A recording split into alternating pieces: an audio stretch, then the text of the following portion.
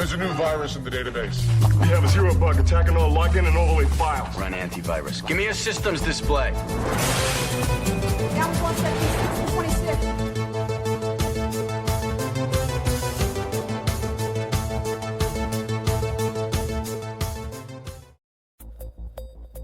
So welcome to this episode of The Rising Cyber. In this episode, our discussion will be reflecting on one of the most critical subjects affecting any organization's cybersecurity posture: identity and access control. But before going any further, I want to welcome our guest on this episode today, Zoe Palmer. A very hard person to get on a podcast, as she is one of the smartest and most accomplished individuals, yet extremely humble. So it is an honor having you on this podcast, and thanks for being with us today, Zoe. Thanks, Shadi. You big me up all the time, bless you. All right. I have to say, Zoe, that we worked together in our past lives, and you have set the record so high when it comes to access control.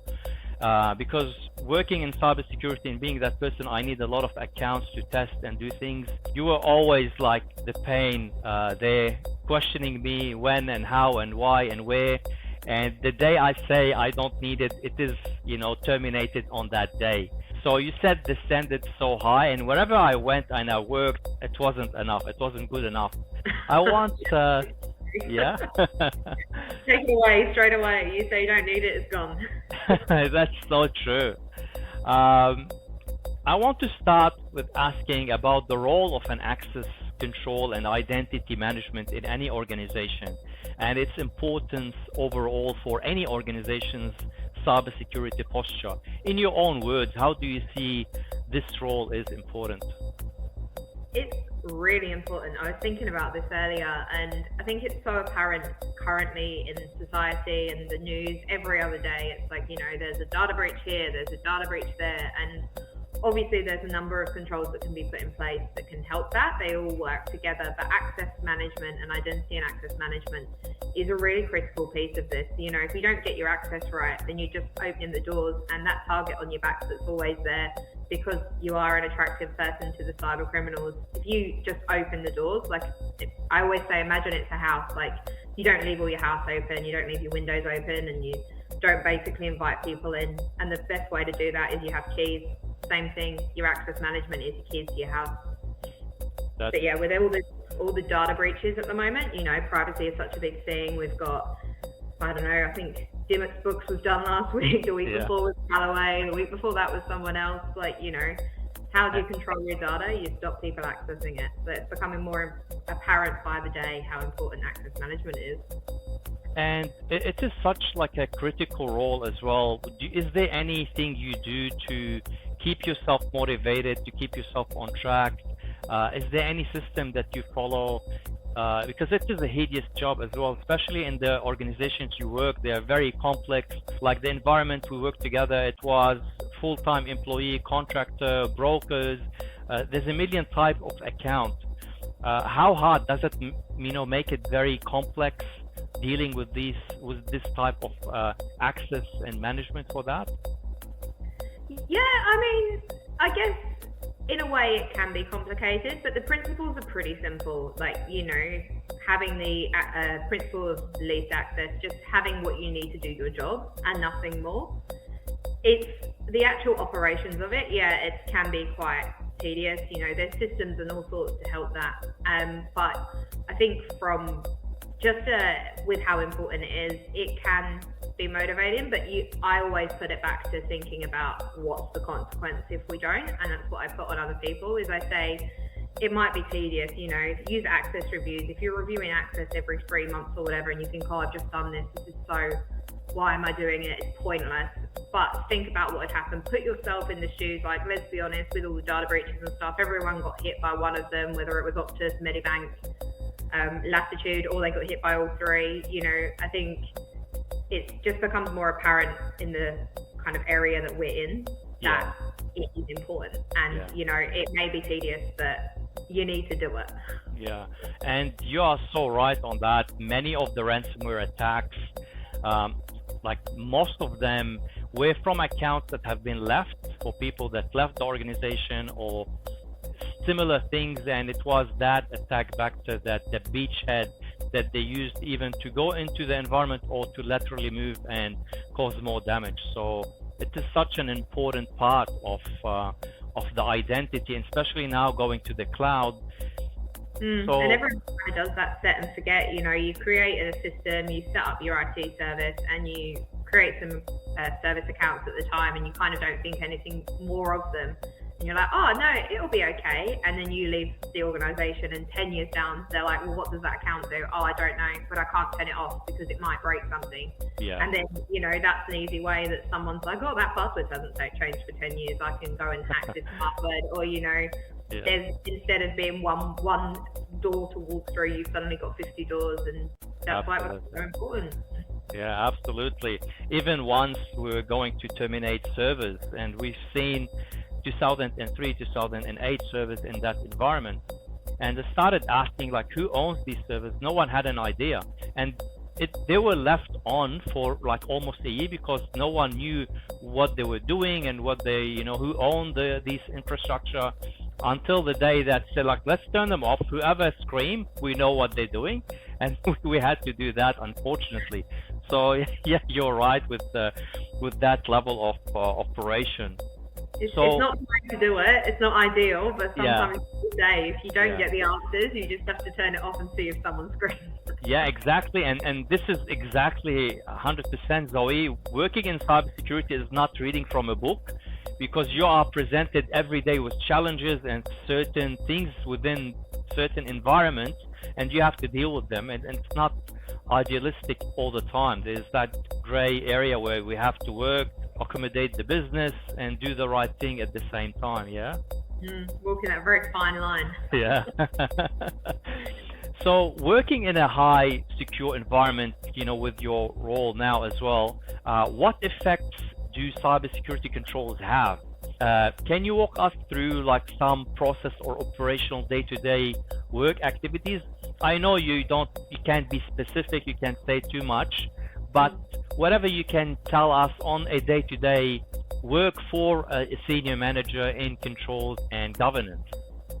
Yeah, I think this governance space around controls is actually, for me, is pretty interesting. Obviously, I have my law background, so I'm a little bit of a nerd in that space. But I think a big piece for me around anything is, and it's one of the principles I took from when yourself and Kevin used to teach me cyber all those years ago, and you'd take me onto the dark web and show me all those things, is making it really easy to understand for most people, because they don't. They see cyber and they go, oh, that's really confusing. I don't understand what it is. And I think being able to challenge some of the things that we do in cybersecurity, because we do things and we think they're for the best, and we don't think about sometimes what that impact has on the day-to-day user or the business people. And the same way is they just say, oh, cyber are coming in and making rules and meaning I can't do something. So it's very much being able to have that kind of daily check and challenge and be like, well, is that the right decision to make, and are we doing the best thing? But also then the heart of it is obviously you have to go back to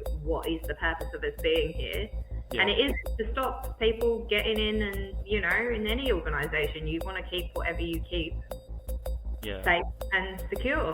So, but I think, it works both ways, being on both sides. So being able to contact like your business users and being like, look, I know it's hard. I know that you don't want to do these user access reviews or whatever it is. It's not fun, but at the same time, this is the reason behind it, and explaining the why in an easy term, and not being like, you know, that getting too technical into it is sometimes a bit of a trap we all fall into. Yeah, that's what I always noticed in your way, your operations, Zoe, is you always created alliances and you influenced, and this is how you created a leadership without being the direct leader of these groups and these departments, by leading by example and by influencing and working with people. I think this is the best way to do it in cybersecurity, because as you said, you know, we've been looked as the blockers or the people who always say no, but working with people and explaining what's at stake there is very important and critical at the same time for our work.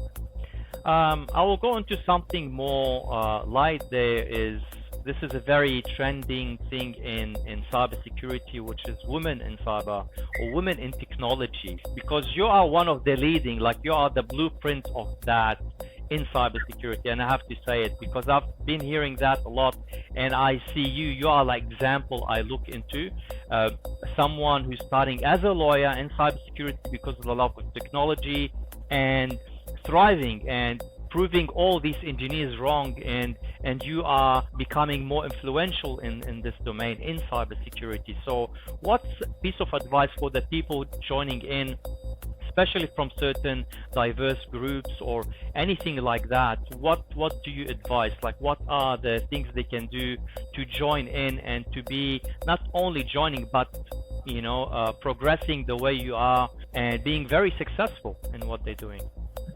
Bless you, Shadi. You talk me up so much. This topic is actually a really big topic of passion of mine. I don't even think it's just women in cyber. I just think in general, cyber, you benefit, and this isn't just technology, it's everywhere. You benefit from a diverse range of people. Everyone brings a completely different perspective, and it becomes a really, really, really innovative place to be in if you are able to bring in the different perspectives, whether that's from gender, from age, from race, whatever it is. It works better when there's a varied perspective. I do think, at the moment, being a woman in cyber, it's definitely a focus.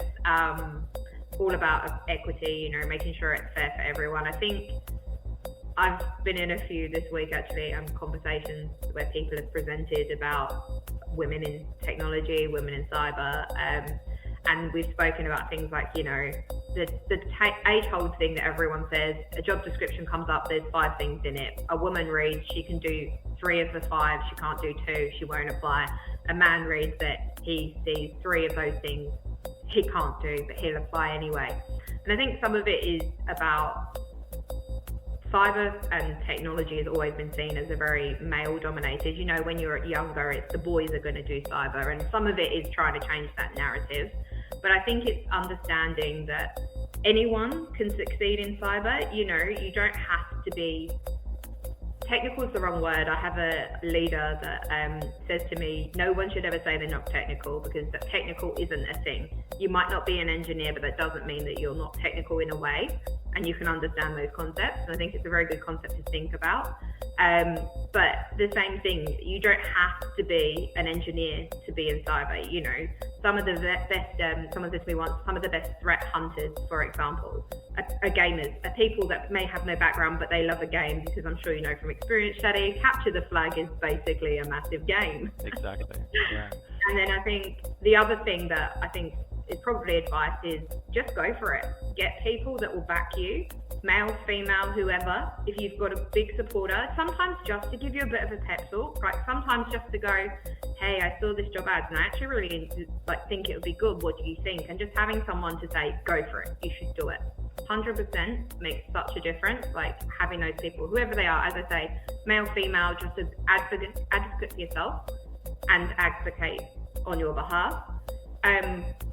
There was a good tip that I wanted to put it in now. I'm just remembering that someone told me, which is with the looking at job ads, is from both sides. If you're an interviewer, start to think about ways you can interview that may not just be a case of, oh, tell me about a time that you've worked in a team. Think of creative questions you can ask people, because everyone will just go, do you work well in a team? Yes. If you were to ask, oh, do you play a team sport, or are you in a band? Because they're things that need teamwork. And I think it's also, as a candidate, when you go and look at that advert and you go, oh, I can't do that. There's stakeholder management and there's all this. It doesn't have to be a work-based thing. You could be a parent in a school and be on the PTA or organising events. And let's be honest, we all know about school politics. So there's, you could use that as an experience. And I think some of that is just I think my main advice is just to back yourself or find someone to back you. And having the right people in your corner. And it's, the worst case, you apply and you don't get any further, but you never know until you try. And I think the main thing for me is just back yourself. A no's a no. You get feedback from it. If you make an interview, you learn from it. And yeah, cyber is, what is it? Someone said, I can't remember who says it, but cyber is everyone's business and anyone can be in it. And cyber will be a better industry with all these different voices in, you know, from whatever background you come from. Exactly. Sorry. I was No, I was asked once by someone, and they said exactly how many people you have in your team. I said like 500 people, and this is the organization. So what? I said everyone in this company is part of the cybersecurity team. It's everyone's responsibility, and that's why we want to educate everyone who want to work, being part of the team, and work with us and not against us in some way. If you click on something, tell us straight away. The fastest we jump into that, the better. Not after like we start seeing files getting encrypted. So okay, who did that? So it's a big difference. You're only as strong as your weakest link, and if you're the one fighting it and you're not getting everyone else on side, as you say, you don't know until it's too late. And then by that it's too late, and they're in there moving around. Yeah, and it's sometimes easy to blame the staff, the people, because this is the weakest link, and it has to be both ways. They have to feel comfortable and safe when they report these things. They are not getting blamed. They want to educate themselves. They want to get better, and working both ways in enabling people and teaming with them. I think this is the golden rule I learned as well in my career. Now, this question is a bit tricky because I want to get some secret sauce that you do in your day-to-day work for an individual or any organization. What are the best advice or tips that you can give them to protect their data, to protect access? Is there anything practical? Is there like a story that you can want to share about how can we become better? I saw this question come up and I was like, I don't have any secret sauce. You just put it. There is no magic recipe, you know. Cyber evolves constantly every day. I think most organizations now are getting across it. If they're not across it, they're starting to, because, you know, you start seeing things like all these data breaches and stuff, and it starts becoming very, very real. So I think most organizations, if they're not already, they're planning to be across, you know, identity, access management, all of the cyber controls. Cyber is becoming a very, very apparent big industry now. Yeah. Identity and access management is also becoming, it may have been a bit niche before and it may be a bit niche still, but it's definitely becoming more important. I think on an individual scale, I was thinking about this, and I think the only advice I could give someone is don't just assume that your data is okay. Like, you know, don't just assume that because you've given information to wherever that it's fine. You know, we've seen all those different areas where information has been leaked, and it may have been the most secure area, you know, Fort Knox, and you can still get into it. I think it's, don't assume that protecting your data is someone else's job. Make sure you're doing it as well, you know, from your own standpoint. Make sure that, you know, you don't use the same password all over. You know, the usual stuff that people tell you, where you say, don't use the same passwords, have a longer password, all those kind of things. Yeah. They're important. But I think the other side of that is people are starting to clock onto that kind of stuff. It's don't assume that your data's safe. If you know your data's somewhere you don't want it anymore, you're well within your right to go and say, I want you to remove this, or I want you to remove me from your records, or whatever it is. It's your data. You've got to take some ownership of it as well, because otherwise it will be a case like when we all get the emails from whoever it is that, you know, we've been keeping your data and now we know it's out there. And once it's out there, there's nothing you can do, you know, it's there. Exactly. Is there like any privacy or fraud cases that you've been through, or you know, like, do you deal with fraud, or it's not part of what you do in your department? It's not part of what I do. Privacy kind of a little bit, because I think privacy just everywhere, you know, it's everywhere at the moment. It's such a hot topic, you know, you watch and you just wait and see. I think it was not long ago, whether the OAIC is going to have a investigation against Optus and Medibank and all these different people, and, you know, I think privacy touches everywhere. Fraud, not so much, but everything you do is kind of preventing fraud in a way. Do you know what I mean? Like, especially so where we are, like, fraud is going to happen if someone gets your details. So it may not be you're directly linked. You know, there's stories out there all the time of people that give away their money, or the cyber criminals got in and found whatever it is. Yeah. But you can't really be in cyber without having some kind of fraud there, I think, and fraud being in the back of your mind, whether that's, you know, stealing information for fraud, you're still kind of in the back, I think, on fraud. It's always there, Shadi, it's always there. What is the book or website that give you that value, or is there any websites that you follow on the trends in cybersecurity? See, I get mine from people more than websites. Oh, I like that's to. good, yeah. I like to speak to people. I think, the best way I learn is through speaking to people, and it's the way I've always done it. As I say, I've done it with you previously. I always remember our sessions sitting on the dark web, looking at cameras, you know, wherever we were looking. I think there are, like, you know, books and websites and stuff which are great, and keeping up to date, you know. A lot of stuff on LinkedIn actually is getting pretty good, like articles that are being shared there. Obviously, the rise in cyber is the best place to go. Famous plug. But, you know, I think sometimes it's just talking to people and, you know, engaging with people. And I'm one of those people that will say, oh, okay, but you've got to explain it to me like you explain it to your 5-year-old child, because, you know, I want to be able to understand it simply. Yeah. But I think, there's probably not a book or a website, aside from the rise in cyber, obviously, that everyone should go listen to. I almost forgot to ask you, with like COVID-19, did it add a lot of work from your end? Like, do you have to do things differently, or was there anything you need to do to secure people in a different way, or anything like that? Not really from my role. Obviously, I think COVID-19 turned the whole world on its head.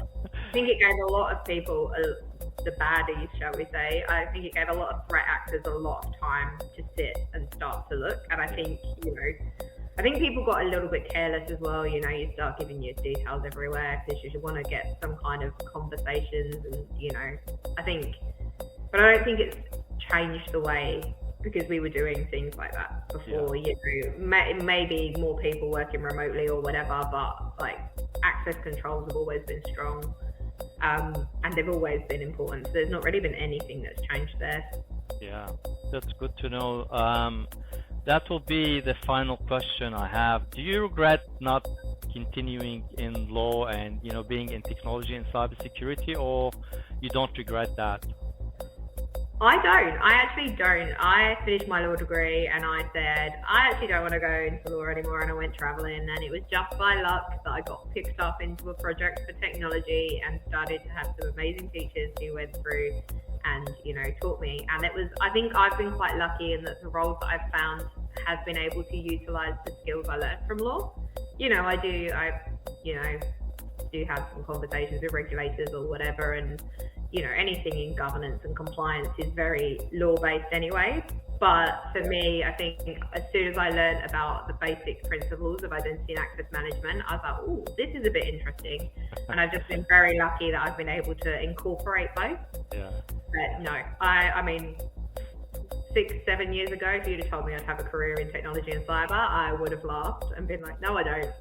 There's no way I'd be able to do that. And that's, I think, proof is in the pudding that anyone can do cyber. Wow. And anyone can do technology if they put their mind to it. Yeah, I have to say you put on a very rational, strong, argument when you want to as well.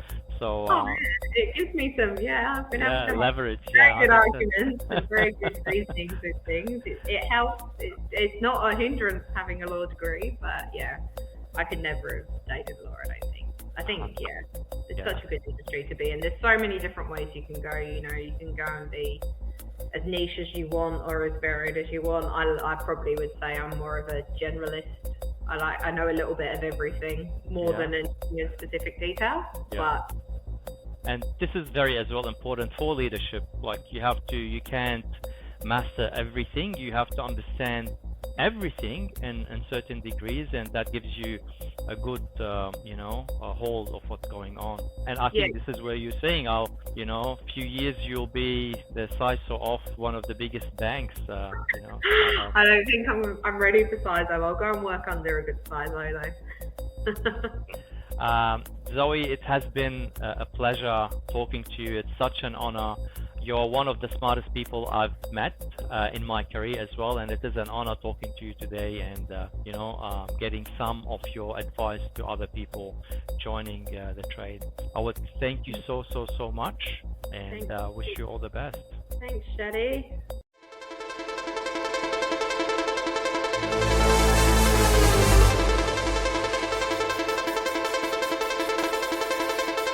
The Rising Cyber by Chad Sally B.